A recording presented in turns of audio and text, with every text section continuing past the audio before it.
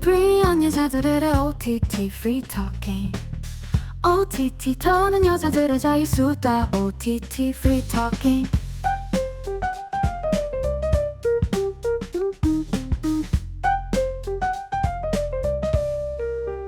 안녕하세요. 하와이 이모 체리복주입니다.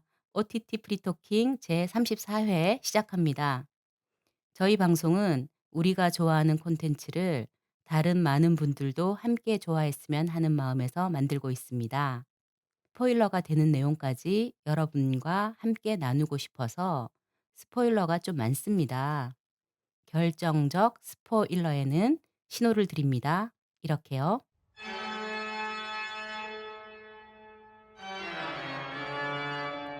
네, 오늘 함께하는 오토녀 소개해 드리겠습니다. 별을 노래하는 마음으로 일상의 소소한 깨달음을 사랑하는 분이죠. 스미리. 네, 스밀입니다. 반가워요. 되게 오랜만이네요. 네, 네. 너무 오랜만이네요. 예, 그동안 우리 오토녀들이 무엇을 사서 어떻게 살고 있었는지 내가 사는 것 바로 들어가 보겠습니다. 음. 예, 그동안 무엇을 사서 무엇을 보고 어떻게 살고 계셨는지. 제가 좀 음. 남들보다는 좀 늦은 것 같은데요. 제가 당근에 빠졌어요. 저는 해본 적이 별로 아, 없습니다. 그러세요? 네네. 저 얼마 전에 한 2주 됐나요? 네. 당근에 이제 물건을 올리고 팔아본 음. 경험을 한 뒤에 너무 재미있어서 음. 매일 당근만 쳐다보다가 음. 그 당근에서 제가 뭐 사려고 했던 가디건이 올라왔길래 사실 혹시 아까도 보고 있었던 아니 거? 그건 아닌데 아니에요? 네. 가디건이 올라와서 사실 싸지도 않아요. 네. 그래서 그거를 이제 음. 샀습니다. 그래서 이제 음. 택배로 보내주신다고 해서 기다리고 아, 있는데요. 당근인데 택배로 보내주나요? 네. 요즘에는 음. 그렇게 택배도 되더라고요. 비대면으로? 네. 비대면으로 그렇게 음. 하시기도 하고 그래서 제가 너무 당근을 보다 보니까 이 당근에서 배지를 주거든요. 어. 뭔가 예를 들어서 뭐 좋은 평을 들었을 때 아니면 내가 음. 물건을 나눔했을 때 어떤 음. 훈장 같은 거를 음음음음. 달아주는데 어제 배지가 하나 추가된 거예요. 보니까 당근 홀릭. 그때 약간 현타가 와 가지고 좀 음. 자제하려고 하는데 당근이란 색이 들어오니까 음. 정말 재밌네요. 네. 네. 소설가 네. 김영하 작가가 아마 스밀이랑 같은 동네에 사시는 걸로 알고 있거든요. 서대문구. 그러세요. 예, 그러세요. 네. 어떻게 뭘 올리시려나? 네. 근데 당근을 그렇게 잘하시는 거예요. 그래요? 그래서 팬들도 만나는 거예요. 음. 그래서 "알아보냐?" 물어봤더니 보통은 못 알아보는데 인제 말을 딱 하잖아요. 그럼 목소리가 아. 되게 좀 특출나시니까 우리가 많이 네. 들어봤으니까. 네. 그래서 "혹시 김영하 작가님?" 뭐 이렇게 한다고 어머. 하더라고요. 그래서 혹시 예. 네. 저도 만나보고 싶네요. 음. 오늘 저희가 다루는 음. 영화의 감독님 이준익 감독님도 네. 서대문에 아, 사신다고. 그래요? 그래서 굉장히 오랫동안 사셨고 음. 그 동네에 예찬하는 뭐 수필도 쓰실 정도로 아, 예 진짜 동네에 대한 사랑이 굉장하시다고 터가 좋네요. 만나 네. 봤으면 좋겠습니다. 네. 네. 예, 저는 나스라는 걸 구입했는데요. 알아요? 그 서버 아닌가요? 어떻게 알아요? 난 처음 들었는데. 근데 처음 네. 들었는데 왜 샀냐. 예. 아니, 제가 같이 사는 반려인간 박풀 고객이 졸라서 제가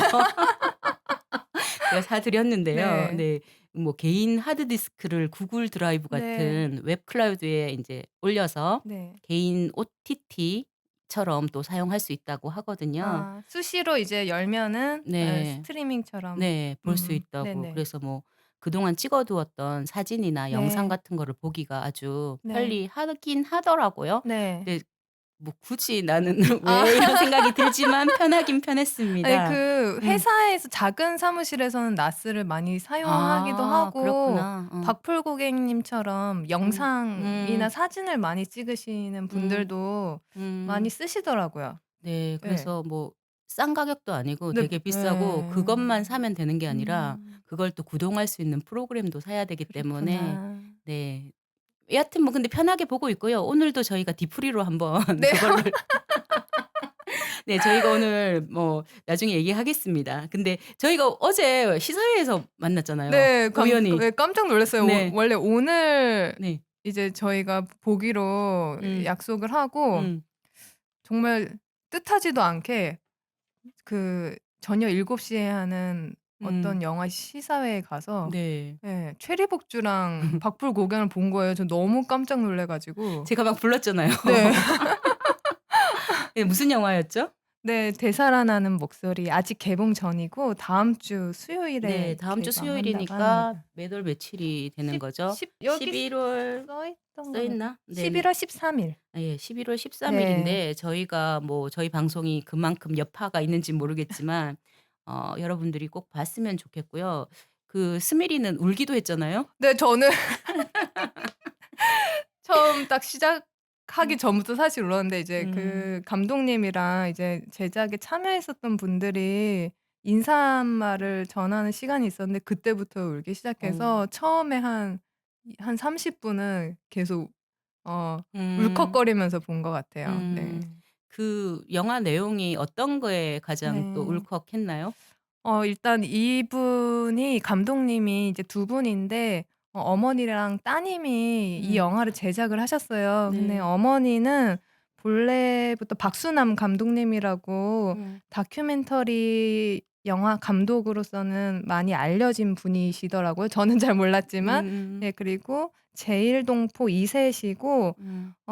그 일본 일제강점기에 음. 많은 피해와 차별을 받은 음. 조선인들을 음 다시 조명하고 그분들을 찾아가서 취재하고 영상이나 음성으로 기록하는 일을 계속 해 오셨고 그걸로 영화를 만드셨는데 음.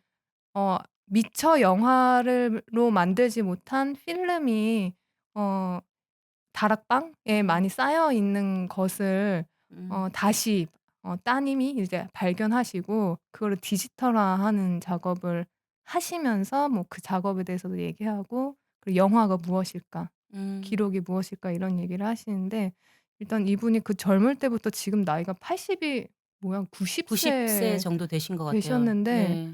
여전히 그 본인이 하시는 작업에 대한 음. 그 애정과 그 사명감과 음. 그리고 그게 무엇을 의미하는지 선명하게 맞아요. 음. 본인도 알고 남들한테 전할 때도 그렇게 음.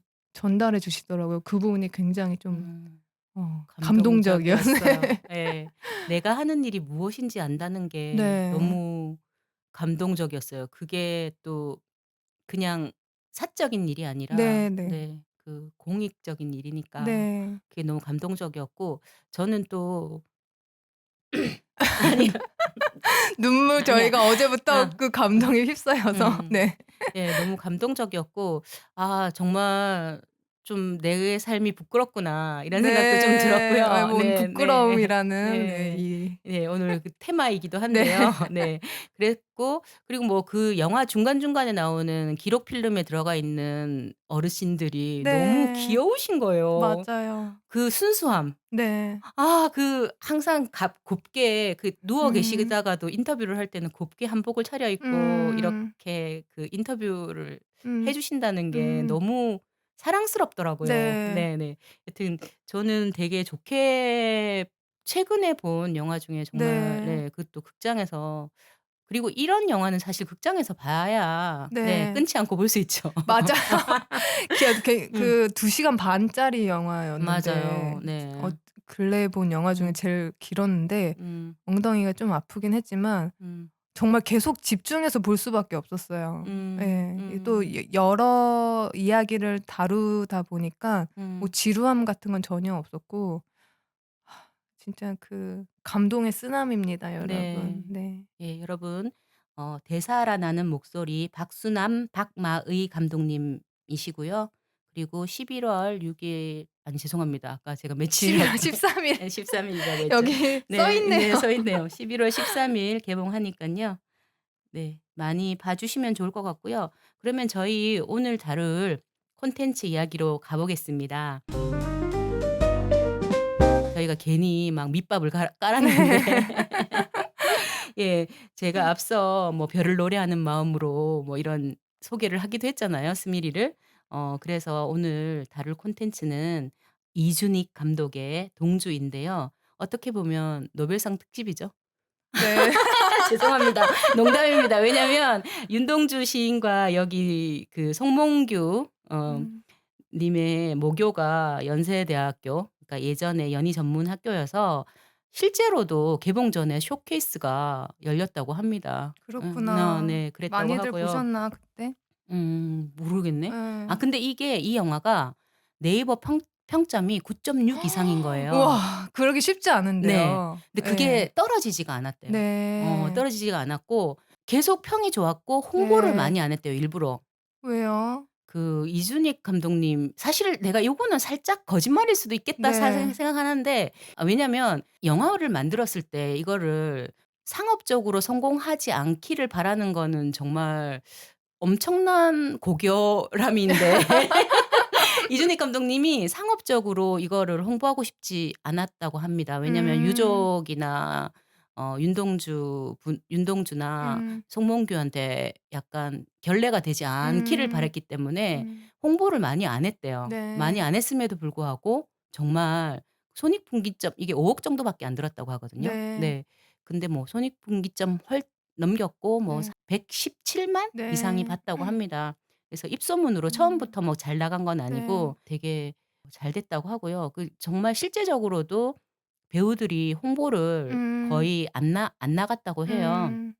그 홍보는 많이 안 하신 건 맞는 것 같아요. 그 이제 음. 이준익 감독님이 그래도 천만만 영화 감독이신데 그치, 그 그치. 비교하면 음. 그리고 이제 그 캐스팅된 주연들도 음. 훌륭한 청년들이시잖아요. 맞아요. 강하늘 네. 배우랑 박정민 배우랑 그리고 그 영화 포스터가 굉장히 인상적이었어요. 음. 그래서 저도 그때 영화를 보진 않았지만 그 음. 포스터는 기억에 음.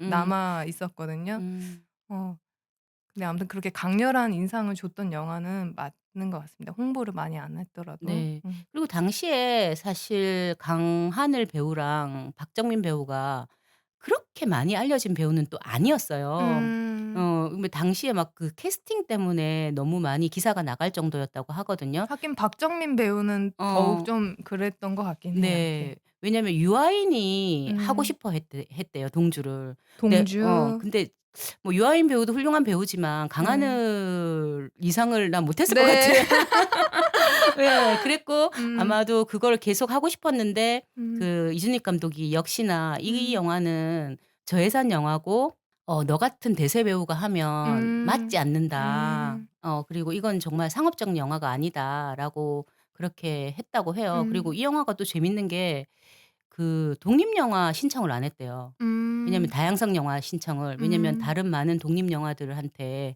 폐해를 주지 않기 위해서 신청을 하면 좀 배급할 때 돈도 받을 수 있고 이런데도 불구하고 음. 여러모로 이 영화 자체가 또 영화 제작기와도 좀 많이 닮지 않았나 이런 음. 생각이 좀 들고요. 그러네요. 그 네네. 이준익 감독님이 과정까지도 좀 신경 써 가지고 예. 그 그렇게 제작을 했던 것 하셨구나. 같아요. 네. 그래서 시인 윤동주, 강하늘이죠. 그리고 그의 영원한 버시자 사촌 송몽규, 박정민의 일대기를 그린 작품이고, 윤동주가 과거 해상 장면과 그리고 옥중에서 신문 당하는 장면이 교차되는 영화인데, 이 영화를 우리가 선택한 이유가 있잖아요. 네. 네. 그 이유가 두 가지가 있는데요. 네. 먼저 공적인 이유 먼저 말씀드릴게요. 네. 우리가 그 한국어와 음. 한글을 사용하는 사람이라면 음. 누구나 윤동주의 시는 한 번쯤은 다 읽어 보셨을 것 같고 특히 그 서시 음. 어 하늘을 우러러 한 점 부끄러 먹기를 잎새 이는 바람에도 나는 괴로워했다. 이 부분까지는 어 외우진 못하더라도 이 시가 윤동주의 시라는 거는 모두 아실 것 같아요. 그래서 저 같은 경우는 그 지하철로 출퇴근할 때 지하철 그 스크린 도어에 윤동주 시인의 서시가 써 아 있어요. 네. 진짜요? 그래서 제가 정말 좋은 동네 맞네요. 제가 많이 타는 그 음. 게이트 앞에 써 음. 있어서 음. 제가 정말 자주 보게 되고 이게 저도 모르게 읽게 되는데 그럴 때마다 이 시가 시어나 아니면 이 흐름이 어렵지 않고 음. 무슨 노래하는 것처럼 제 음. 안에서도 노래처럼 이렇게 스며들거든요. 음. 그러면서도 뭔가 제가 누군가에게 기도하는 마음을 갖게 아 되더라고요. 그러네요. 네. 그러네요. 그래서 저는 그런 감정이 마치 윤동주 씨에게 제가 많이 의지한다라는 느낌을 아. 받거든요. 그래서 '저뿐만은 아닐 것 같다.'라는 음. 생각이 들어요. 윤동주를 아시는 분들은 이 동주라는 인물이 누구일까 좀 많이 궁금하기도 했고요. 음. 지금 벌써 입동이 지나서 한 해가 다 가고 있잖아요. 그래서 음음. 한 해 추운 겨울이 입동이 지났지만 아직 춥진 않으니까 더 추워지기 전에 '윤동주 씨로 좀 마음을 따뜻하게 데펴 보면 좋네요. 좋겠다.'라는 생각으로 어 영화를 다시 봤고요. 음. 사적인 이유를 말씀드리자면 저랑 최리복주랑 우리 음향 감독님 박불고개? 박불고갱이랑 같이 한 달 전에 두만강에서 압록강까지 기행을 가는 북한 접경지대 역사 문학 기행. 합기행을 저희가 다녀왔어요. 네. 단체 여행이었는데 주최 측에서 여행 가기 전에 여러 가지 자료랑 뭐 책도 보내주시고 문서도 보내주시고 영화도 추천을 해주셨는데 그때 추천한 영화가 2개 있었는데 그중에 하나가 동주였고 맞아요. 하나는 봉오동 전투였어요. 네. 그래서 저희가 물론 시작은 숙제하는 마음으로 음. "같이 보자."라고 해서 저희 집에는 TV가 없고 이제 최리복준의 집에 정말 큰 TV가 있거든요. 소리도 좋고. 그래서 여기 같이 모여서 그날 이제 동주랑 봉오동 전투를 봤는데요. 아 기대 이상으로 저는 솔직히 큰 기대를 하지 않았어요. 저도요. 네. 너무 네. 죄송합니다. 네. 이준익 감독님한테 감독님 왜 죄송합니다. 이준익 감독님을 그렇게 생각했는지 모르겠는데 네. 좀 좀 음. 뻔한 얘기일 거라는 생각을 했어요. 왜냐면 그만큼 제가 또 동주를 많이 안다고 좀 착각을 했던 것도 있던 것 같아요. 그럴 수 있죠. 예. 저희는 사실 윤동주 시인에 대해서 잘 모르고 음. 시는 워낙 대중적이니까 네네. 네 잘 그래서 아는 내가 충분히 알고 있다고 착각을 했기 때문에 영화에 대해서 별로 기대를 안 했는데 영화가 정말 좋은 거예요. 맞아요. 네. 그래서 네. '아 우리 그거 꼭 한번 네. 다뤄야겠다.'라는 약속을 네. 그때 했죠. 네. 네. 네. 그래서 저희가 동주를 뭐 새삼 지금 개봉한 지 꽤 네. 전 됐는데 놀랐어요. 언제였죠? 16 년? 16 년? 네. 그러니까 벌써 8 년인가요? 네. 네 됐는데도 뭐 여러분도 아까 스미리가 말했듯이 따뜻한 월동 준비로 네. 월동 준비. 이 영화 한번 다시 보시는 것도 좋을 것 같아요. 저희가 매년 이맘때쯤에 멜로 드라마를 했지만 멜로 영화들을 음. 했지만 동주도 멜로 영화 못지않게 음. 촉촉하고 네. 네 따뜻하고 엄청 감수성 깊고 네 네. 좋습니다. 그러면 동주 줄거리를 따라가면서 작품 이야기 속으로 고고고. 네. 예 때는 1943 년이고요. 윤동주가 취조실에서 신문을 받고 있습니다. 사촌인 송몽규와 함께 독립운동을 했냐고 추궁을 받고 있는데요. 그리고 화면이 전환돼서 8년 전에 북간도로 갑니다. 예 동주와 몽규는 어렸을 때부터 책을 돌려 읽으면서 친하게 지냈는데 근데 성격이 너무 두 분이 다르시잖아요. 네. 네. 근데 몽규가 먼저 신춘문예에 당선되는 네. 장면이 첫 번째 네. 시퀀스들에서 나오는데 이때 창고에서 둘이 같이 있을 때 책을 보고 있을 때 소식을 전하는 사람이 바로 문익환 목사님. 네. 네. 저는 문익환 목사님과 윤동주가 또래였다는 게 네. 너무 뭉클한 게 있더라고요. 맞아요. 왜냐면 동시대 내가 맞아요. 문익환 목사님이 살아 계실 때 예. 같이 동시대에 있었고 맞아요. 그리고 사실 저는 문성근 배우도 배우님을 예. 만난 적도 있거든요. 그렇구나. 네. 네. 무슨 백만송이 네네. 그런 활동하실 네네. 때 제가 그 사무실에서 좀 알바를 한 적이 음. 있었어요. 저도 어. 동주랑 몽주는 20 대에 빨리 돌아가셨지만 문익환 목사님은 계속 살아가시면서 이 남한으로 내려와서 이제 재야 운동을 계속 끌어오셨고 문익환 목사님이 무슨 일 했는지는 자세히는 모르시더라도 우리 현대사에 되게 중요한 인물 맞아요. 중에 하나라는 거는 음. 그냥 흘려가면서라도 들어보셨을 것 같아요. 근데 그분이 몽규와 동주의 어릴 때부터 친구였다는 사실이 정말 오랜 역사가 아니구나. 이 인물이 아주 멀리 있지 맞아. 않구나라는 거가 이거 확 다가오더라고요. 맞아요. 네. '아 이렇게 가까운 사람이었나?' 이런 생각이 네. 들고, 그리고 문익관 목사님과 윤동주 시인이 서로 학교도 계속 같이 같이 다니고 다니시고 그렇게 친한 사이였다는 게 네. 그 집안끼리도 친하고 음. 여기 처음 등장하는 동네가 이제 명동촌이라고 북간도에서 그 조선인들이 일제 강점기 때뿐만 아니고 조선 말부터도 많이 이주해서 살아갔던 동네인데요. 그때 이제 문익환 목사님네 집안과 음음. 동준의 집안이 두 분 다 이제 기독교 음. 신실한 기독교 음. 신자이셔서 네. 어 이 가족들을 다 이렇게 끌고 가셔서 이제 음. 그런 신앙 마을처럼 이제 신앙이 두터운 음. 마을도 이렇게 만들어 오셨고 때문에 뭐 학교도 만드시고 서로 돌보면서 살아가셨다고 해요. 근데 이런 어 어 역사가 아주 오랜 것이 아니고 쪼끔만 이렇게 건너서 연결해 보면 아주 가까운데 우리가 그런 거를 전혀 모르고 그런 감각에 대해서도 놓치고 살았다는 게 음. 쪼금 억울한 생각이 아 들더라고요. 그러게요. 맞아요. 네. 그 실제로 윤동주 시인이 돌아가셨을 때 그 장례 미사라고 하나? 아닌데 예배. 기독교는 예배. 네. 장례 예배를 문익환 목사님의 아버지. 아버님이 하셨고, 음. 그리고 그 교회의 장로가 그 윤동주 시인의 할아버지였다. 이렇게 네. 얘기를 하더라고요. 그래서 저도 정말 이게 되게 피부로 느껴지는 거예요. 이게 네. '너무 이렇게 가까운 분이셨다.'라는 네. 생각이 들어서. 그 신춘문예 네. 당선 네 동아일보의 동아일보 술가락. 네 술가락이라고 몽규가 당시에 고등학생이었나요? 중학교 때 출품한 건가요? 중학교 같아요. 16 살인가 네. 15 살인 것 네. 같은데요.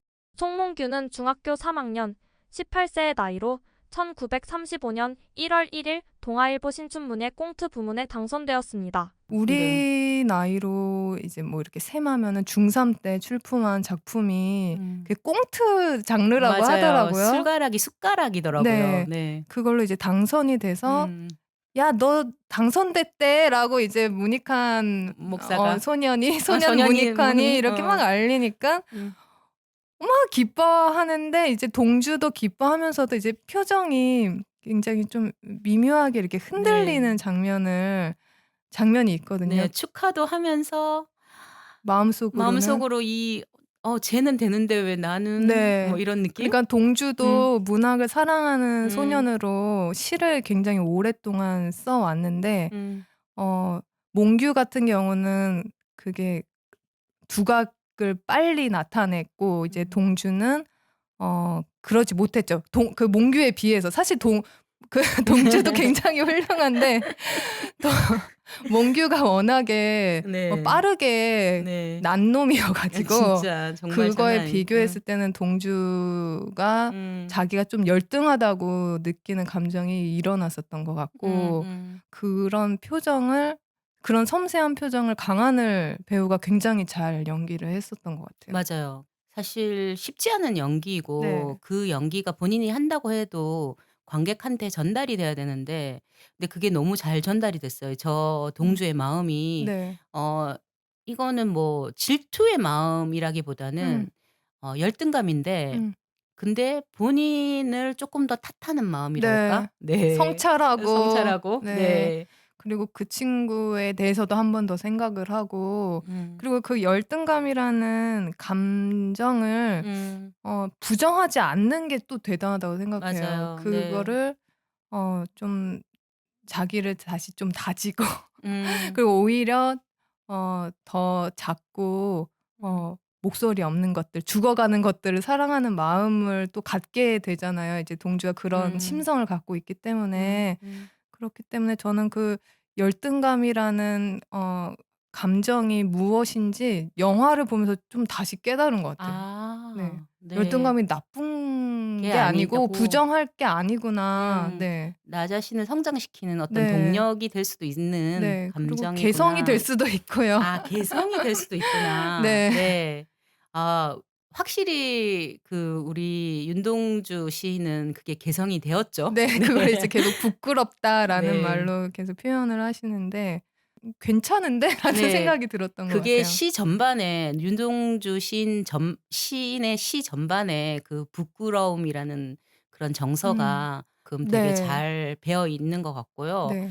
근데 동주의 아버님은 동주가 의사가 되기를 네. 원했죠. 네. 그래서 "의사가 돼서도 시를 쓸 수 있지 않냐." 네. 진짜 우리 지금 아버지님 네. 우리들의 아버지의 말이었는데 네. 지금 음. 아버지들이랑 이제 비슷하게 이제 진로에 대해서 이야기할 때 뭐 "글을 써 봤자 잘 돼야 음. 기자가 되는 거 신문 기자 아니냐." 그렇게 얘기를 하시고 현실적인 네. 네 그런 분이셨는데 동주는 뭐 시를 계속 쓰고 싶어 했었고 네.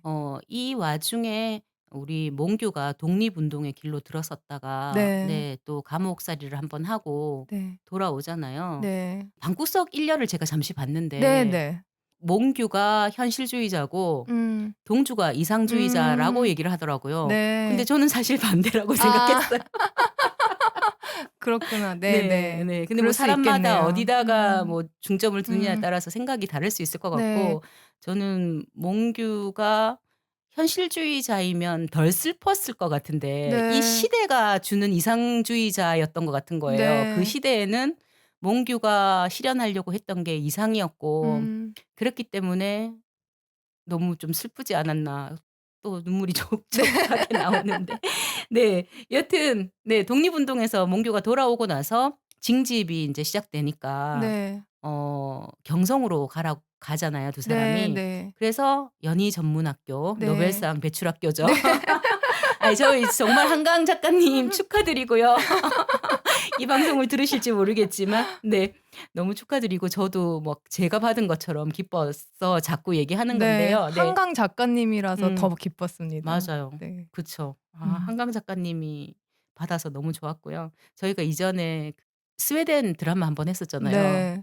무슨 아나키스트였는데 뭐였죠? 아나키스트 러브 앤 러브 앤 아나키스트. 아나키스트. 예. 예. 그게 러브 인제 앤 아나키. 아나키인가? 네. 러브 앤 아나키. 그 드라마를 하면서 스웨덴 드라마가 출판사 드라마여 가지고 그 드라마에서 막 연말에 노벨 문학상 얘기 막 한단 말이에요. 그때 뭐 고은 시인 얘기도 하고 저희도 방송에서 얘기하고 했는데 근데 한강 작가님이 이렇게 받으셔 가지고 너무 축하드리고요. 네 잠시 샜는데요. 예 다시 네. 넘어가면 연희 전문학교에서 이여진 신윤주 배우라는 분이시던데 신인 배우이신 것 같아요. 네. 네. 이여진을 만나잖아요. 네. 네 그래서 뭐 이때 서로 이제 문집을 만들면서 그러니까 그 부분이 그 영화의 한 3분의 1 정도 지났을 때 음 등장하는 장면이고 그 이분들이 청년이잖아요. 그쵸. 저는 계속 보면서 대단하다고 생각을 했는데 나도 청년이었을 때 나도 20대 초반에는 저런 뭔가 하고자 하고 뭔가 하는 거에 있어서 두려움 없이 했었던 적도 '있었구나.'를 다시 떠올리게 했거든요, 그들의 모습을 보고. 이분들이 잡지를 만들잖아요. 근데 그 잡지에 이제 편집 회의를 하는 장면. 장면이었고 어떤 그 시를 넣냐 아니면 수필을 넣냐를 가지고 이야기를 하다가 몽규가 뭐 "시를 가지고 뭐 인민을 나약한 감상주의자로 만드는 거야." 뭐 이렇게 얘기를 하니까 동주가 발끈. 동주가 그 순한 동주가 음. 발끈하면서 음. "시도 자기 생각을 펼치기에 부족하지 않아. 음. 사람들 마음속에 있는 살아있는 진실을 드러낼 때 문학은 온전하게 힘을 얻고 그 힘이 하나하나 모여서 세상을 바꾸는 거라고." 뭐 이렇게 얘기를 해요. 맞아. 그랬더니 또 몽규도 발끈하고 "세상을 바꿀 용기가 없어서 문학 속으로 숨는 게 아니냐." 또 그렇게 얘기하니까 또 둘이 그렇게 한 몇 차례 티격태격하는 장면이 나오거든요. 맞아요. 네. 근데 아까 체리 복주가 얘기한 것처럼 누가 이상주의자고 누가 자라고 탁 갈라서 얘기하기는 어렵고 맞아요. 누구나 그런 것들이 마음속에 같이 있는 것 같아요. 그래서 어느 순간에는 그게 60대 40이고 55대 45고 아니면 뭐 50대 50이고 이렇게 하다가 뭐 그냥 순간적으로 이제 어떻게 드러내느냐가 이제 우리 눈에 보여지는 건데 동주도 사실 그렇게 발끈할 게 아니었는데 음. 뭔가 이렇게 있었나 보죠. 예. 그리고 음. 몽규도 사실 그런 이야기를 하려고 했었던 게 아니고 음. 그리고 시를 그렇게 음 가치가 낮다고 생각하지 않았고 안 왔을 왜냐면 거예요. 어. 몽규도 수필로 신춘문예 당선이 될 만큼 문학을 사랑하던 사람이었고 또 시도 동주 썼대요. 시도 쓰고 동주가 쓰는 시를 좋아하고 계속 지지해 주고. 음. 그 음. 송몽규 시인의 글과 시들이 많이 남아 있었는데 그렇구나. 왜 유 못 봤죠? 아니요. 근데 유족들이 계속 갖고 있었는데 네. 계속 관에서 뒤진 거죠. 네네. 뒤져서 아무래도 그 위태롭다라고 생각해서 네. 할아버지가 다 태워 버렸대요. 그래서 남아 있는 그러셨구나. 게 없대. 그래서 음. 지금 시가 하나 남아 있어서 네. 그때 그 시를 박정민 배우가 네. 읽은 유튜브 영상이 있거든요. 네.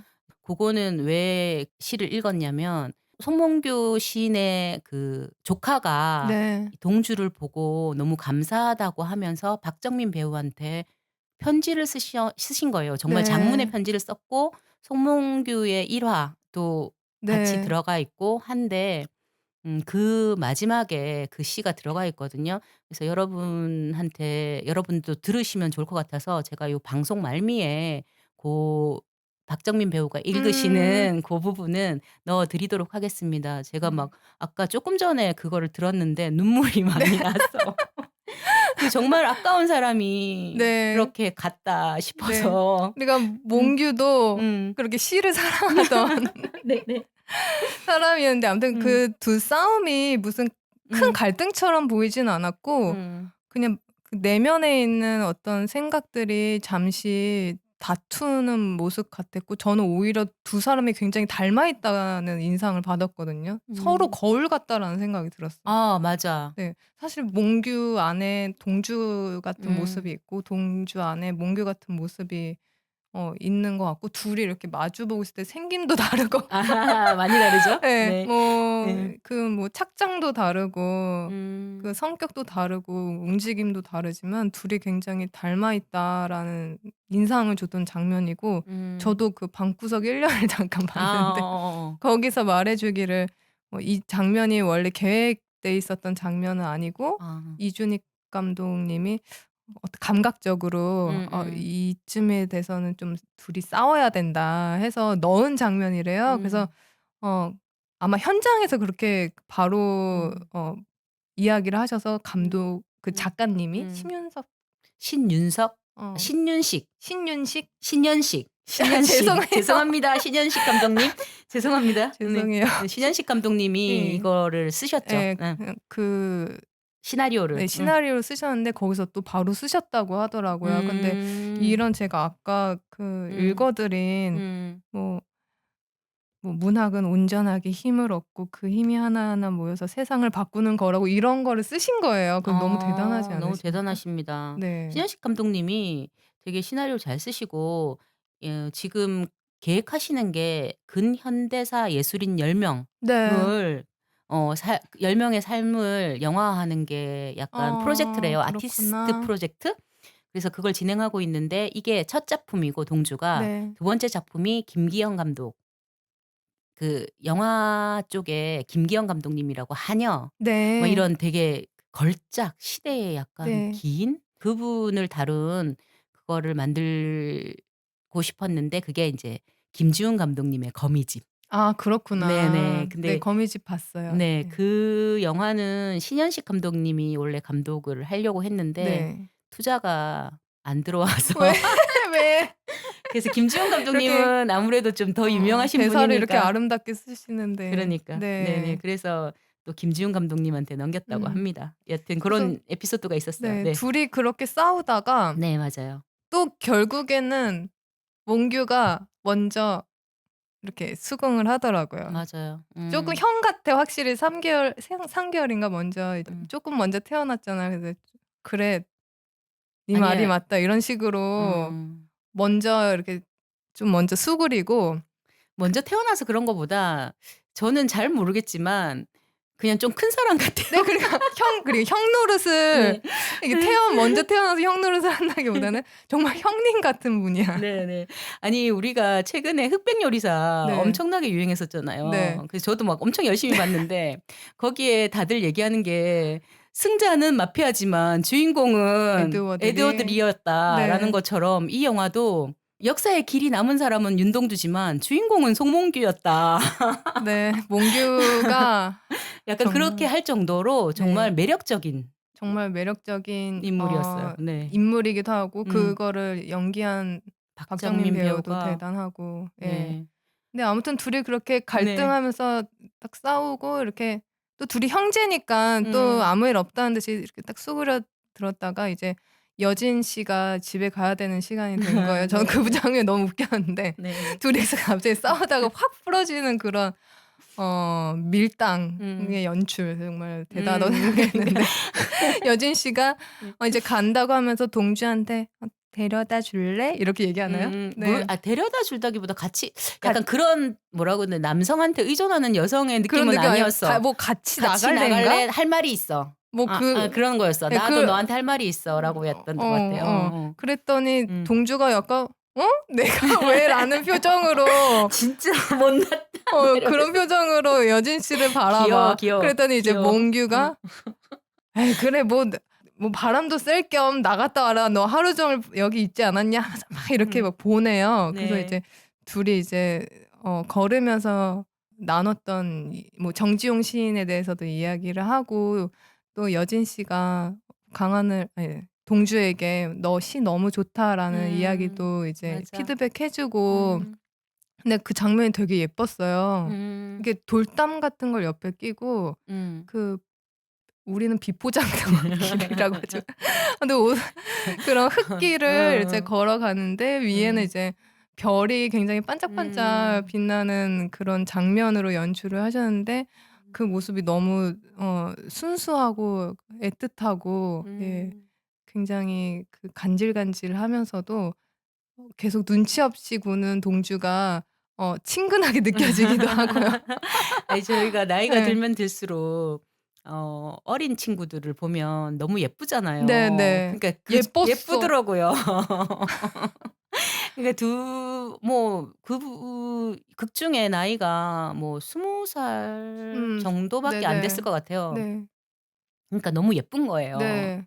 또 재밌던 게 이제 음. 정지용 시인의 그러니까 이게 여진 씨가 "정지용 시인 만나보고 싶지 않아?" 그랬더니 동주가 그분은 뭐 이제 뭐 아무도 안 만난다고 하시던데." 그랬더니 뭐 학생들은 만나 주신대." 하면서 일종의 그 여진 씨는 마음을 쓰는 건데 계속 동주가 못 알아듣는 척하면서 그러다가 뭐 동주 시 얘기를 하니까 "그거 누가 얘기해 줬어?" 뭐 "누가 말해 줬어?" 그랬더니 "몽규가 뭐 보여줬어." 이런 식으로 얘기했나? 맞아, 그랬더니 맞아. 갑자기 뒤돌아서 막 가더라고요 동주가. 나 그래서 아니 정말 눈치 없다 동주는. 눈치도 없고 우직하죠, 우직. 네 정말 이 여성에 대해서는 쑥맥인 거예요 맞아요. 동주가.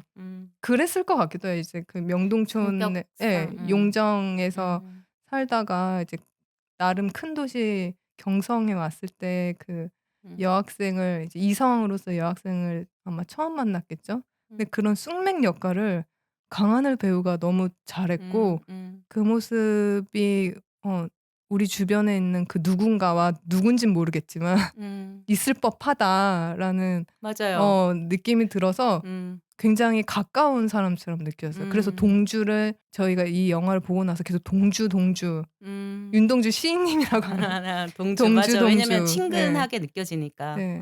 사실 동생 같고 조카 같고 막 이런 네. 느낌이랄까? 네. 네. 갑자기 그 숙맥을 얘기를 하시니까 아까 박정민 배우가 그 유족의 편지를 읽었다고 했잖아요. 네. 그 내용 중에 그 송몽규가 죽고 나서 여자 한 분이 약간 양갓집 교수처럼의 네. 여자 한 분이 아이를 데리고 네. 찾아왔대요, 송몽규 집을. 네.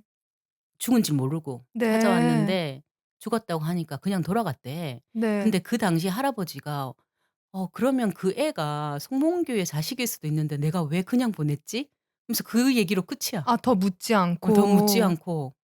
너무 그래서 너무 궁금하네요. 궁금하네요. 네. 그분 여하튼 행복하게 잘 살아셨으면 좋겠네요. 그러니까 네. 시대가 모르겠어요. 음. 지금 혹시나 뭐 살아 계시면 좀 이렇게 증언이라도 예 여튼 갑자기 생각이 나서 말씀드렸고요. 그래서 뭐 이어진의 소개로 정지용 시인을 만나게 되잖아요. 문성근 배우가 배우가 연기한. 그래서 시인이 일본으로 가라고 권유를 하죠. 네. 그리고 "시를 계속 써라."라고 음 얘기도 해 주시고. 맞아요. 음. 그리고 "부끄러움을 아는 게 부끄러운 게 아니다. 네. 부끄러움을 모르는 게 부끄러운 거지." 뭐 이렇게 음. 얘기를 하시는데 요즘에 부끄러움을 모르는 그 저 위에 음. 있는 분 때문에 너무 짜증이 나는데 요즘 다들 다들 요즘에 엔터테인먼트를 뭐 영화나 네. 이런 걸 볼 필요가 없대. 뉴스가 네. 너무 네. 재밌어서. 아주 예 네. 여하튼 대단한 쇼를 그저께도 했지요. 네. 네네. 그랬죠. 여하튼 갑자기 생각이 나서 말씀드렸고요. 문성근 배우의 아버지가 또 문익한 목사니까 되게 좀 의미 있게 다가왔고, 그리고 문성근이 연기한 정지용 시인은 이후에 시집 시집을 발행할 때 그치. 음 하늘과 바람과 별과 씨 발행할 때 서문을 어 써 주셨다고. 음 역할을 했다고 하십니다. 그다음에 인제 일본으로 갔는데 네. 일본으로 갔는데 그것도 제국대학의 네. 시험에 몽규만 합격을 네. 합니다. 그 장면도 음. 예 두 번째 그 강하늘 네. 배우의 열등감. 열등감을 표현하는 표정이 또 나오는데요. 음. 그때 이제 또 이 몽규가 "立교대도 굉장히 좋다고 한다. 뭐 음. 선교사가 만든 학교고 뭐 영문과 굉장히 유명하고 너가 음. 문학 배우는 데는 부족함이 없는 좋은 학교다."라고 또 추천을 해서 음. 이제 동주가立교대학을 가죠. 네. 그쵸.立교대학에 가서 또 거기에 다카마스 네. 선생님인가? 계속 다카 귀인을 만나 맞아. 동주가. 사실이 어땠는지는 그게 극일 수도 있는데요. 그러니까 다카마스 그 교수는 기 예 실제 시 있었던 네. 분이시고, 음. 거기에 그 약간 수양딸로 나오시는 쿠미이라는 쿠미는 분은 가상의 인물이라고 픽션. 하는데, 네. 근데 귀인 옆에 또 귀인들이 네. 그리고 있거든요. 음. 동주의 그 탤런트가 워낙에 음. 특출나니까 음. 뜻이 있는 분들은 동주를 보면은 좀 음. 어떻게 끌어주고 싶은 마음이 있었을 것 같긴 해요. 네. 음. 그래서 쿠미가 또 동주의 시를 엄청 네. 좋아하잖아요. 그래서 한번 보여 달라고 음. 해서 두 분이 그 전차 음. 안에서 동주가 자기 시를 일본어로 번역해서 이렇게 쓰니깐 쿠미가 옆에 앉아서 "굉장히 좋다."라고 이제 음. 얘기를 하고 "네 시를 조선어로 낼 수 없으면 뭐 일본어로 번역한 다음에 그다음에 영문으로 해서 영국에서 출판하자." 뭐 이런 아주 구체적인 맞아요. 제안까지 하죠. 네. 너무 뭐라고 해야 되나. 일을 잘하신다. 네네. 그리고 거침이 없죠. 거침이 그런 없어요. 제안이나 음. 그리고 사실 조선인을 이렇게 적극적으로 돕는 일이 일본인에게도 부담이 되고 위험할 수 있었을 텐데 그거를 이제 쿠미가 그 겁없이 예 음. 용감하게 그런 제안을 하고 그걸 보고 동주가 음 '그런 모습이 내 친구를 떠올리게 한다.' 그랬는데 아마 그게 몽규겠죠? 네. 네네네. 저희가 어제 본 대사라는 나는 목소리에서도 네. 일본인이신데 한국의 그 히로시마 원폭 피해자나 음음. 여러 가지 강제징용 이 부분을 돕는 네. 일본인들이 나왔을 때 정말 이게 참 '인간이라는 게 참 아름답다.' 네. 이런 생각도 좀 네. 들었었어요. 이게 쿠미 그 얘기를 하시니까. 네. 쿠미가 음. 그 극 중에 최희서 배우? 음. 캐릭터 자체는 음. 픽션이긴 한데 네. 실제로 윤동주 시인을 너무 좋아하고 그의 시를 좋아해서 일본 음. 교과서에 실게했던 분이 이바라기 노리코라는 음. 일본의 시인이시거든요. 아 네. 그렇구나. 여성이시고 음. 나이 차이가 한 8-9살 났기 어머. 때문에 사실은 두 분이 만나진 못하셨을 텐데 어. 동주가 동시대에 네, 사셨네. 동시대에 살았고 음. 동주가 일본 유학을 했기 때문에 아무래도 그가 시를 쓴다라는 사실이나 아니면 그의 시에 대해서 누군가들은 알았을 것 같아요. 그래서 음. 사실 한국보다 먼저 일본에서 그 윤동주 시를 굉장히 좋아했다고 하고 그런 아. 일에 앞장섰던 시인이 있습니다. 저도 음. 그분이 그런 일을 하시는지 모르고 그분의 시집을 먼저 사서 그래 읽다가 아 그 시집에 윤동주에 대해서 쓴 시가 있어요. 맞아요. 쌤 보여줬어요. 네. 어어. 그래서 그거 보고 굉장히 좀 놀랐었거든요. 감동적이다. 예. 그래서 이바라기 노리코 시인 시집도 한번 여러분 음. 찾아보시면 예, 음. 거기서 동주를 발견하실 수 있습니다. 네. 네. 그래서 동주가立教 대학에서 이렇게 수학을 하다가 그 교련을 거부한 사건 때문에 삭발을 당해요. 네. 삭발을 당해서 더 이상 그 학교에 다닐 수 없어서 다시 교토로 오잖아요. 몽규가 있는 네. 교토로 편입을 옵니다. 합니다, 네. 다른 학교로. 음. 몽규는 또 교토에서 한창 독립운동을 하고 있죠. 네. 새를 규합하고. 네. 네.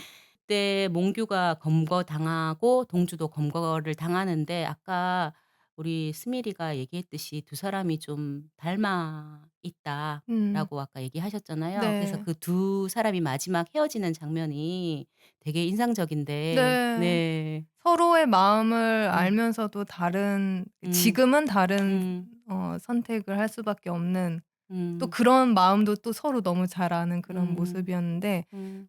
극 중에서는 이제 그 몽규가 음. 그 학생들을 규합해서 어떤 그 전략 회의 같은 거를 음. 하다가 형사들한테 걸려서 이제 도망을 가던 중에 네. 늦은 밤에 이제 동주 하숙방 밑에 와서 동주를 부르고 동주가 2층 창을 열고 이렇게 밑을 네 본데 내려다보면서 둘이 대화하는 장면이 있어요. 그때 몽규는 빨리 가자. 음. 우리 고향으로 돌아가자 지금." 음. 그랬더니 동주가 나는 지금 못 가." 동주가 "왜 무슨 일 있니?" 아무튼 지금은 못 가. 먼저 가." 어 항에서 기다려. 그래서 "어디서 기다려." 그래서 시모노세키 항에서 기다리라고 시모노세키 하는 것 항에서 같은데. 기다려. 음. 그래서 음. 몽규가 그럼 나 먼저 항구에 가 있을게. 음. 이따 보자." 하면서 헤어지거든요. 근데 그렇게 서로 둘이 2 층과 1 층에서 고개를 내리고 고개를 올리면서 이야기를 하는 부분이 둘의 다른 모습을 보여준다기보다는 아까도 얘기했지만 거울을 보는 듯한. 거울을 보는 것 같은 느낌이 저는 그때 많이 맞아요. 들었어요. 그때 내레이션 되는 시가 또 음. 자화상이라는 네. 시예요. 그런 "그 것 같아요. 사내가 미어집니다." 음. 그러니까 저는 그 음. 이준익 감독님이 이 음. 영화 중간중간에 시를 굉장히 많이 삽입을 하시는데 그리고 맞아요. 나레이션으로 그 음. 장면들과 같이 나오는데 음. 자화상을 그렇게 해석해 본 적이 없는데 음. 이 이야기랑 이 두 인물과 이제 그 시가 나오니까 또 다르게 음. 보이더라고요, 자화상이라는 그래서 시가. 시가 그 영화의 어떤 서사에 너무 잘 찰떡궁합으로 잘 네. 맞아 있더라고요. 네. 실제적으로 윤동주 시인이 쓴 시의 어떤 연대기적으로는 안 맞는데 네. 예 곰이곰이 거기에 네네. 딱딱딱 맞춰서 해 주신 네. 게 너무 음. 훌륭했다 네. 싶어요. 네. 네, 그리고 영화를 보면은 시도 같이 감상하게 되는 맞아요. 네. 그런 것 같고요. 이제 형무소에 두 사람이 음. 들어가죠. 네. 후쿠오카 감옥. 네. 그래서 첫 장면에서 나온 것처럼 이제 신문을 음. 이제 마무리 짓는 어어어. 단계에 오는데 음. 이 고등 형사 역할을 맡은 이 김인우 배우. 김인우 배우님. 음. 근데 이 배우님이 굉장히 캐릭터 연구를 어어어. 잘하셔서 어.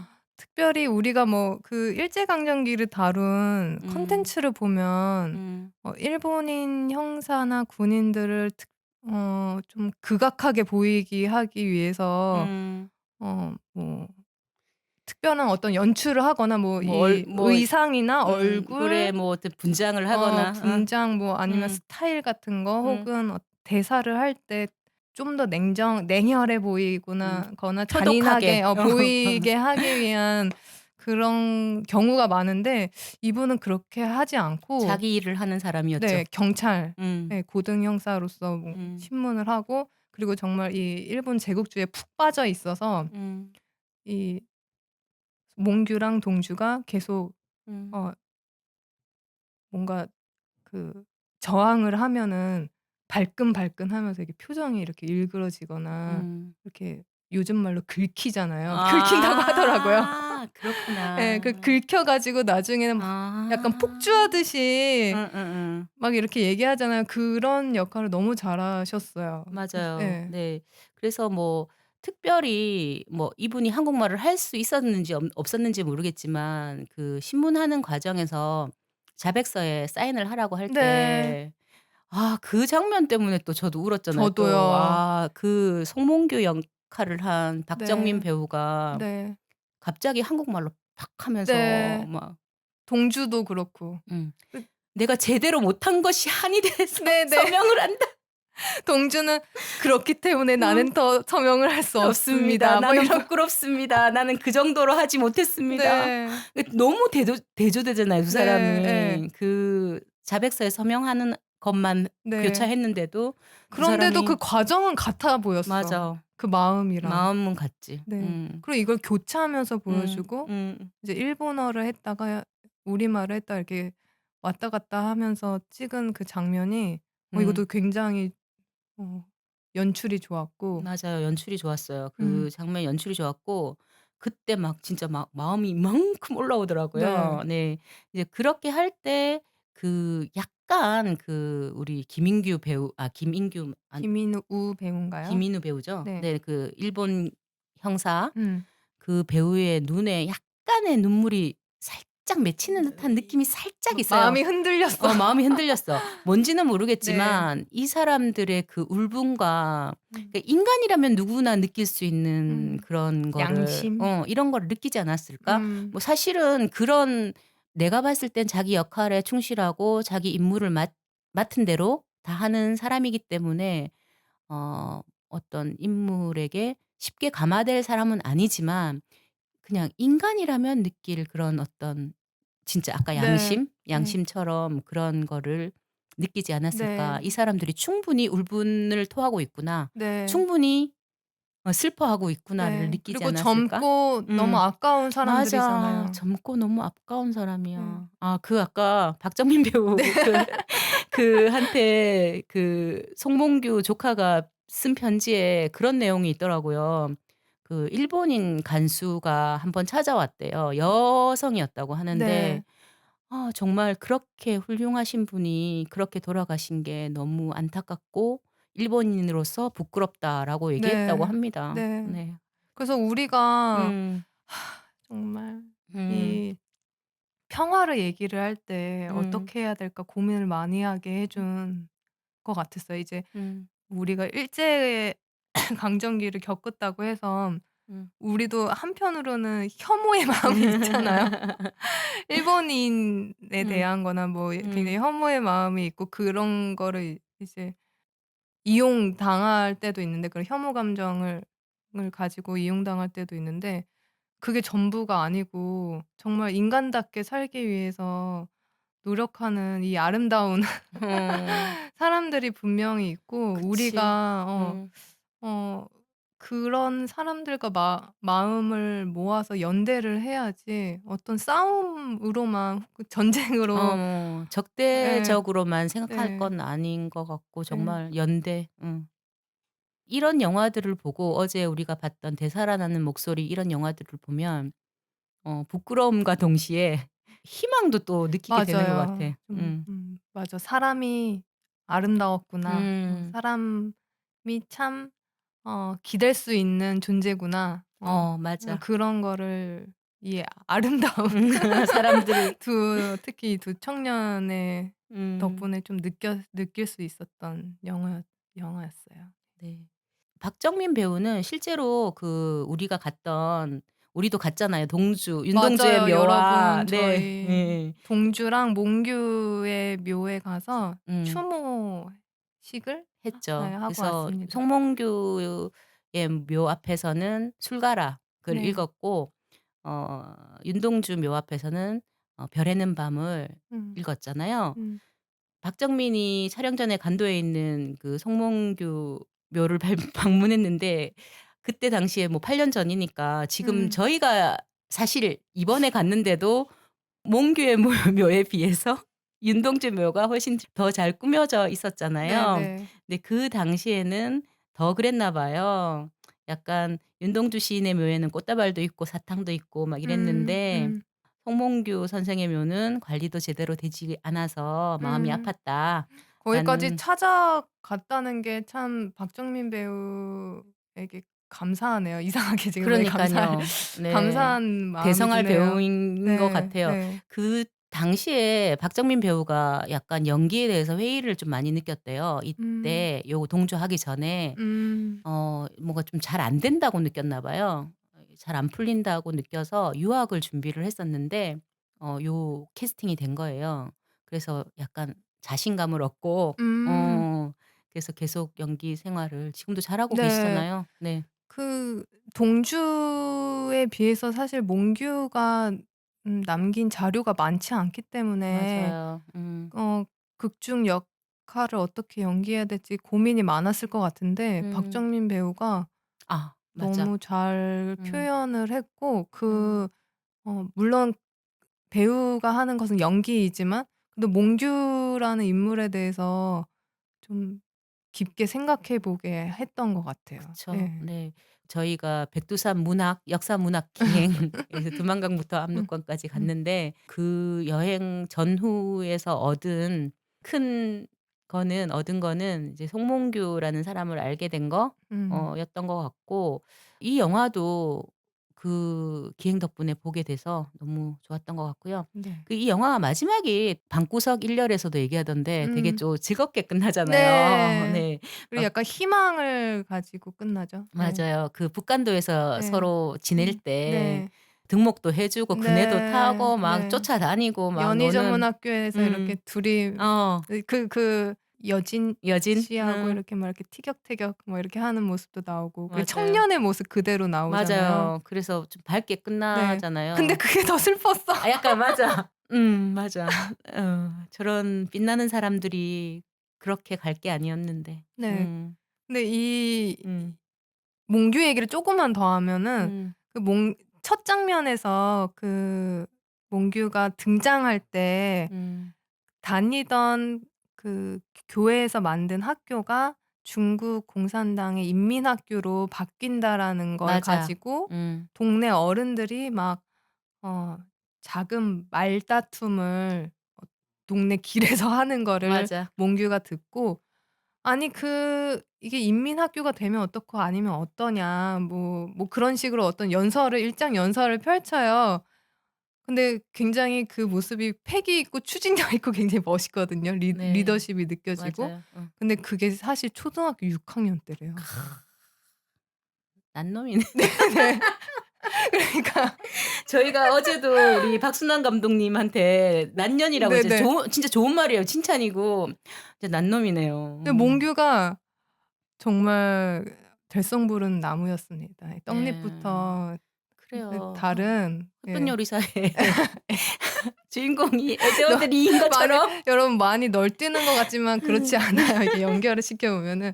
그러니까 음. 이 동주랑 몽규 역할을 성인인 배우가 해서 그렇지 그 첫 장면에서부터 사실 그러니까 몽규가 음 독립군에 참여했을 때도 이제 중학생 그리고 고등학생 정도 됐을 때부터였고 연희전문학교 들어갔을 때도 20대 초면은 얼마나 예쁘고 어린 나이입니까. 그러게요. 네.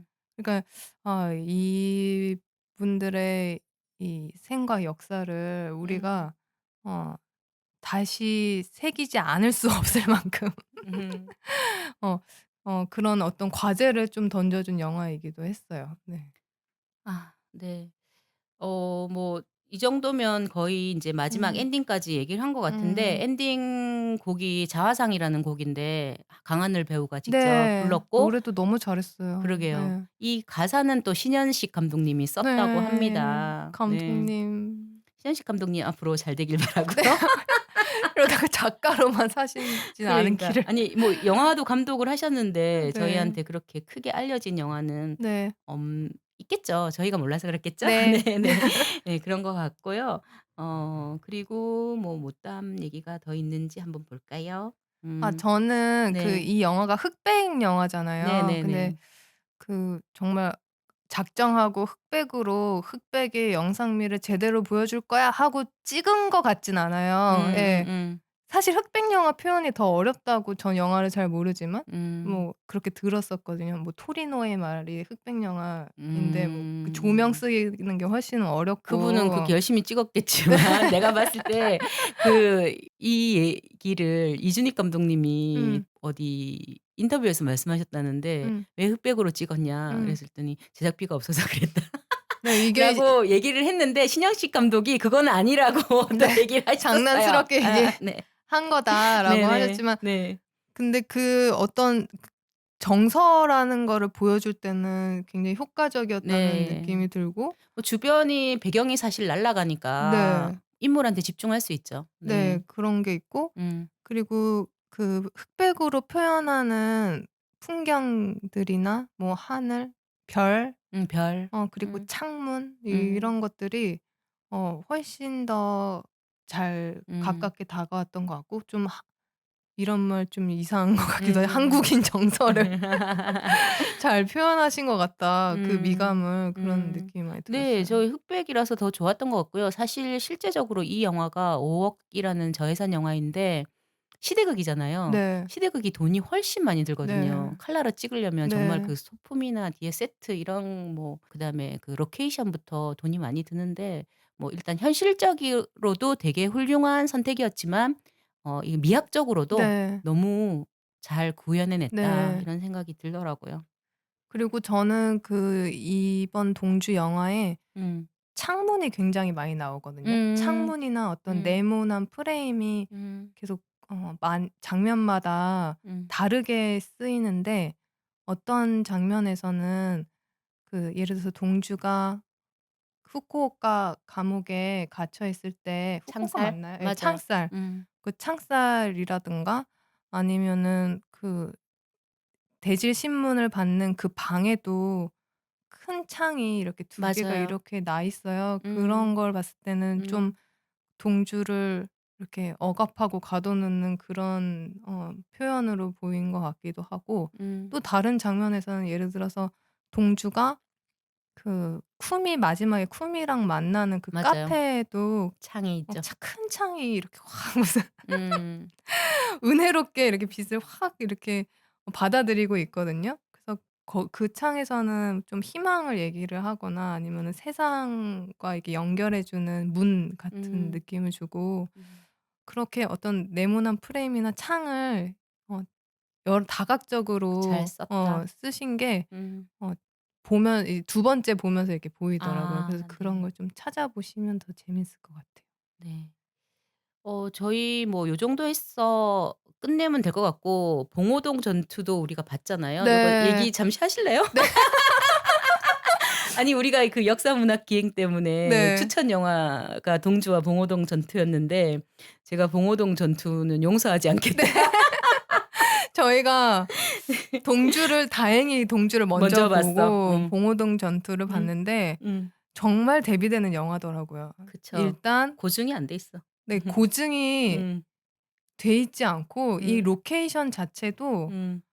제주도? 제주도라고 하는 거예요. 사실 이 음. 북간도랑 뭐 지형이든 아니면 나무. 식생이든 나무든 굉장히 기후에 따라서 다른데 음.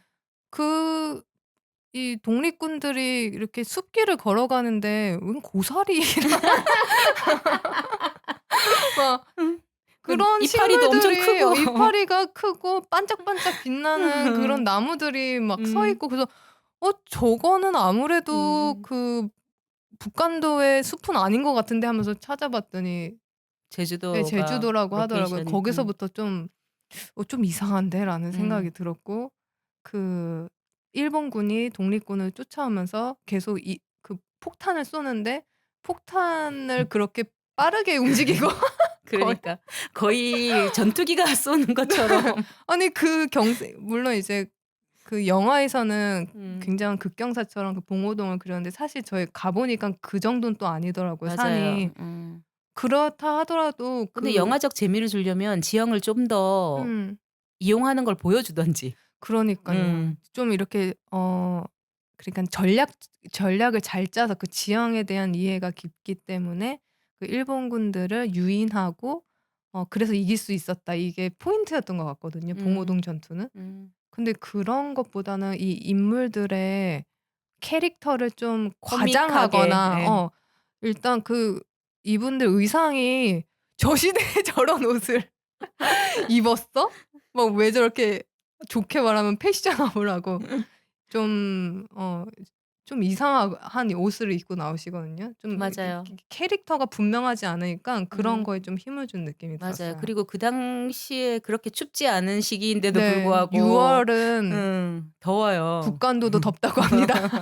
저희가 갔을 10월. 때가 10월이었는데도 그렇게 막 두꺼운 옷을 입지 않아도 네, 되는 네. 선선한 가을 날씨였었기 네. 때문에 여튼 뭐 계절에 대한 고증도 안 돼 있고 그다음에 무엇보다도 그 우리 홍범도 장군의 등장을 너무 코믹하게 그려 가지고 네. 제가 화가 나더라고요. 네, 여러분. 뭐 여하튼 뭐 봉오동 전투도 그 지역의 이야기라서 저희가 잠시 우리가 원래 좋은 걸 좋다고 얘기하려고 했는데 봉오동 전투가 좋진 그래서 않았어요. 저는 봉오동 전투를 다시 찍으면 좋겠어요. 너무 그치. 그 음. 우리가 그 독립군들이 굉장히 고전을 할 때 그 봉오동 전투가 일본군에게서 큰 승리를 얻은 첫 전투여서 그 이후에 청산리 전투에서도 크게 이기고 그렇게 좀 힘이 됐었던 사건이래요.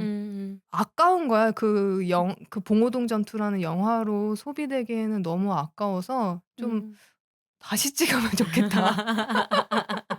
그리고 그러게 실제로도 아까운 소재인데. 그 감동적인 그 포인트들이 있고 그 유해진이 거의 뭐 연불내듯이 몇 번씩 외우는데 어제 농사 곡괭이 들고 뭐 호미 들던 사람이 지금은 뭐 싸울 수 있는 곳이 독립을 독립군이야. 위해서. 뭐 이런 이야기를 계속 반복해서 하거든요. 그러니까 대의가 생긴 거잖아. 네. 그냥 필부라고 하나요? 네네. 네. 그냥 일상을 살아가던 사람들이 음. 힘들지만 대의가 생긴 거고 네. 어떤 대의 같은 게 생기면 내 삶을 다르게 바라보게 되는 네. 거잖아요. 그래서 세상도 다르게 예. 바라보고. 큰 변화를 만들 수 있다. 아마 그런 의미로 얘기를 한 것 같은데 음. 딱 그 포인트 하나만 가지고 영화를 만든 느낌이었어요. 그래서 아쉽다. 아쉽다. 네. 네. 어쩌다 보니까 오늘은 가장 사적인 또 네. 방송이 됐을 수도 있었어요. 네. 왜냐하면 저희가 이제 여행을 갔다 와서 또 그 여행과 관련된 영화를 여러분들에게 다시 소개해 드렸고요. 스미리가 말씀하셨듯이 멜로 드라마보다 더 촉촉하고 따뜻한 영화니까요. 한번 봐주시기 바라고 11월 13일 날 개봉하는 되살아나는 목소리도 극장에서 좀 많이 봐주세요. 제가 아까 말씀드렸듯이 그 송몽규 시인의 조카가 시인? 뭐 시인 쓰셨으니까 송몽규 님의 조카가 박정민 배우에게 보낸 편지 그거를 마지막에 띄워드리면서 저희가 다음 기약을 언제를 할지 모르겠지만 일단 저희 늘 하던 오터녀 어워즈는 합니다. 제가 12월 전에 끝나기 전에 오토녀 어워즈 올려드리고요. 그럼 다음 시간까지 안녕. 안녕. 안녕하세요. 영화 동주에서 송몽규 선생님을 연기한 박정민입니다. 저희 동주를 많이 아껴주시고 또 사랑해주셔서 감사드립니다.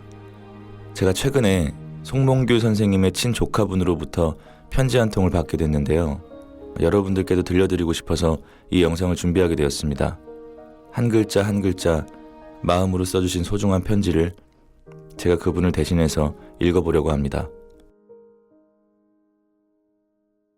안녕하세요. 송몽규의 친조카 송경옥입니다. 먼저 영화 동주를 관람해주신 모든 분들께 감사의 인사드리고 싶습니다.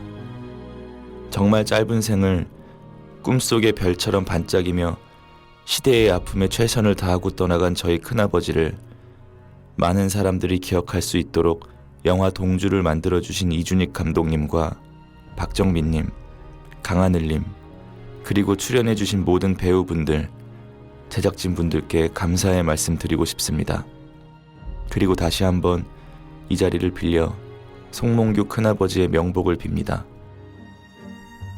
많이 아쉬운 일이지만 사실 큰아버지가 남기신 많은 글들과 자료들은 집안의 갑옷처럼 보관되어 오다가 북한이 정권을 옹립하던 시기 반대파에 대한 잦은 숙청과 가택수색이 수시로 자행되자 남아있는 유일한 아들인 저의 아버지에게 불이익이 있을까 걱정하시어 큰아버지의 대성중학교 시절 앨범과 사진 몇 장만 남기시고 자료들을 모두 뒤뜰에서 불태우셨습니다. 그때 남겨두신 앨범과 사진 한 장은 제가 이곳으로 오면서 가지고 와 연세대의 윤동주 기념관에 기증하였습니다. 할아버지가 북한으로 이주하신 것은 함경북도 웅기군이 본적지셨고 큰아버지가 돌아가신 1945년 그해 일제가 던지고 간 소위탄에 막내 아들마저 사망하는 비극적인 일이 있었습니다. 일제에게 두 아들을, 그것도 한 해에 이르신 할아버지는 원한이 사무치셔 나라가 독립했는데 왜 남의 나라 땅에 살겠냐시며 가족들을 데리고 고국이면서 고향이었던 웅기군으로 돌아가셨습니다. 하지만 그 땅은 할아버지가 바라던 그런 고국이 아니었습니다. 영화에는 나오지 않았지만 저희 가족만 알고 있던 큰아버지에 대한 몇 가지 일화들을 말씀드리고 싶습니다. 큰아버진 독립운동을 하시며 늘 외지로 다니셨는데 한 번은 열차표를 구입하지 못하고 기차에 올랐는데 검열이 시작되었다고 합니다. 대단히 총명하시고 임기응변에 능하셨다는 큰아버지는 팔을 차창 밖으로 들이우고 주무시는 척 하시다 일경이 어깨를 흔들자 엄청 놀라시며 당신이 그렇게 흔들어대니 놀라서 차표를 떨어뜨렸다 라고 말해 위기를 넘기셨다고 합니다. 그리고 어느 날 깊은 밤 외지에 나가셨던 큰아버지가 집 뒤쪽 쪽문을 여시고 문득 나타나셨다고 합니다. 할아버지에게 드릴 말씀이 있다고 하시며 무릎을 꿇고 앉으시어 일본 경도 제국대학에 유학을 가게 허락해달라고 말씀드렸다고 합니다. 반일 감정이 강하시어 교사를 하시면서 일본어를 한마디도 하지 않으셨던 할아버지는 갑자기 웬 일본이냐며 무척 반대하셨습니다. 이미 감옥에도 다녀오고 요시차리니 원수의 나라에 가서 무엇을 배우려 하느냐, 그리고 위험할 텐데 왜 그런 선택을 하냐, 그런 이유였습니다. 그때 큰아버지는 결연한 자세로 아버지 앞에 칼을 내려놓으시며 아버지, 나라를 잃었는데 내가 수양을 하고 민족이 수양을 해 독립을 위해 무언가를 해야 하지 않겠습니까? 그렇게 못한다면 살아야 할 의미가 없습니다고 하시며 허락을 안 하면 자결하신다고 하셨습니다. 아들의 완고한 의지에 할아버지께서는 네가 간다고 해도 학비를 보태줄 여력이 안 된다고 하시니 그건 걱정하지 마시라고 자신이 알아서 하신다고 하셨습니다. 큰아버지가 그렇게 많은 일을 하실 수 있었던 것은 다 지인들과 인척들의 도움이 있었기에 가능했다고 합니다. 그 시절에 일본 유학을 하려면 정말 많은 돈이 들어갔을 텐데 그때도 그 모든 자금을 집안의 도움 없이 거의 혼자서 해결하셨다고 합니다. 사촌형이신 송원규가 많이 도왔고 또 외가인 윤동주 시인 집안의 도움도 있었으며 친구들, 지인들, 그리고 또 큰아버지를 도운 숨은 조력자가 있었으니 그 이야기도 하고 넘어가겠습니다. 큰아버지가 떠나시고 해방이 된 후 얼마 지나 아주 세련된 젊은 여인이 67살 된 사내 아이를 데리고 할아버지를 찾아와 송몽규를 찾았다고 합니다. 사연을 이야기하며 이미 돌아가셨다고 이야기했더니 묘소를 찾아가 슬프게 울다 돌아갔다고 합니다. 중국 하얼빈에서 왔다고 했는데 부잣집 귀한 따님 같았다고 할아버지가 말씀하셨습니다. 세월이 흘러 할아버진 분명 몽규의 일본 유학 자금을 대고 몽규와 사랑을 나눈 인연이었겠는데, 그리고 그 아이는 몽규의 자손일 수 있었는데 왜 그때 그렇게 아무것도 묻지 않고 보냈는지 너무 큰 후회를 하셨습니다. 분명 큰아버지인 송몽규는 평범하지 않은 너무나 총명하시고 매력적인 사람이었다는 것을 말씀드리며 마지막으로 시신을 찾으려 일본으로 가셨을 때 할아버지가 겪으셨던 이야기를 전합니다. 부고를 받고 일본으로 건너갔는데 그 시기 감옥에서 돌아가신 분들이 너무 많아 시신을 화장하려면 보름을 기다려야 했었다고 합니다. 그런데 큰아버지를 감옥에서 많이 보아왔던 한 일본 여 간수가 찾아와서 슬피 울며 어떻게 그런 사람이 죽을 수 있냐고, 그렇게 훌륭한 사람이 죽었다는 게 믿기지 않는다며 일본인으로서 죄송하다는 말을 몇 번이나 되뇌었다고 합니다. 그리고 그가 화장터에 얘기를 해주어서 바로 화장을 하여 모셔올 수 있었다고 합니다. 원수의 나라에 내 뼈 조각 살 한 점 남기지 말아달라는 유언을 남기셨던 큰아버지. 정말 유족이어서가 아니라 분명 이 나라의 귀한 인재였는데 잔혹한 일제의 만행으로 그렇게 허무하게 세상을 떠나시게 되어 너무나 애석하다는 말씀을 드리고 싶습니다. 이렇게 또다시 송몽규 서거 71주기 추모 자리를 만들어주시고 그 이름을 추억하여 주시고 기억해주신 모든 분들께 다시 한번 감사의 인사드립니다. 영화 동주가 이 시대를 사는 우리 삶에 작은 울림을 주었다면 그것만으로도 그 의미가 엄청난 것이라는 말씀을 드리면서 유족의 마음을 대변하여 인사드립니다. 끝으로 송몽규 큰아버지가 생전에 쓰셨던 세상에 남아있는 단 한 편의 시를 읊으며 마치려고 합니다. 감사합니다. 2016년 3월 10일 송몽규 유가족 일동.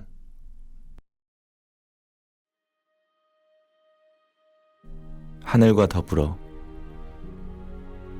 꿈별 송몽규. 하늘, 얽히어 나와 함께 슬픈 조각하늘.